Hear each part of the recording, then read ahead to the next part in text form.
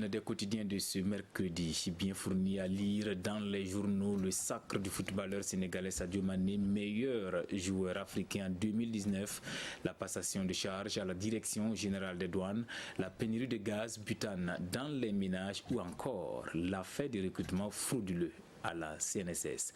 Revue de presse signée Vincent Kendrebeogo.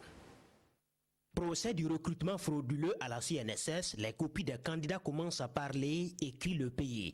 Principale mise en cause, Norbert Zeba, DRH de la CNSS au moment des faits et qui a piloté le processus de recrutement. Au résultat, 4 membres de sa famille, dont son épouse, sont admis avec des notes soupçonnées d'être manipulées et frauduleusement attribuées. Selon le journal, la copie d'un certain Amidi Ouedraogo qui a eu 13 sur 20 à l'épreuve de culture générale aurait été recopiée à plus de 75% pour permettre à des personnes d'avoir la note d'admission et le tribunal de se demander si véritablement ce concours a été un vrai test de recrutement. L'ex-DRH nie les faits, comme c'est écrit à la une de l'Observateur Palga.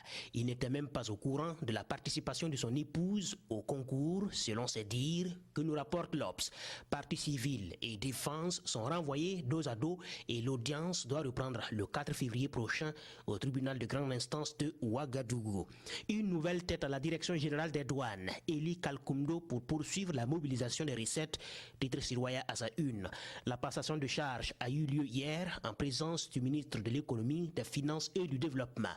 Eli Kalkoumdo, officiellement patron des Gabelou, ajoute aujourd'hui au Faso. Il succède à Adama Sawadogo, qui est admis à la retraite, lequel n'a pas pu finir son discours d'adieu, pris d'émotion et en larmes de joie pour devoir accompli. Dur de trouver du gaz butane à Ouagadougou. Les Ouagavillois bravent le froid pour être au chaud, écrit l'Observateur Palga. Presque à tous les points de vente, la même réponse. Il n'y a pas gaz. Et quand on a la chance d'en trouver, il faut faire face à la spéculation. Les prix sont majorés, à prendre ou à laisser. Cette pénurie a coïncidé avec les fêtes de fin d'année, occasionnant ainsi des difficultés pour les ménages. Sadio Mané, joueur africain de l'année. Le valet d'outre-mer est sacré roi d'Afrique, commente aujourd'hui au Faso. Le sacre du capitaine des Lions de la Teranga est prévu pour être célébré en présence du président Macky Sall au musée des civilisations noires. Le footballeur sénégalais doit donc se contenter du menu fretin de sa savane continentale alors qu'il méritait l'or de la planète foot, conclut aujourd'hui au Faso.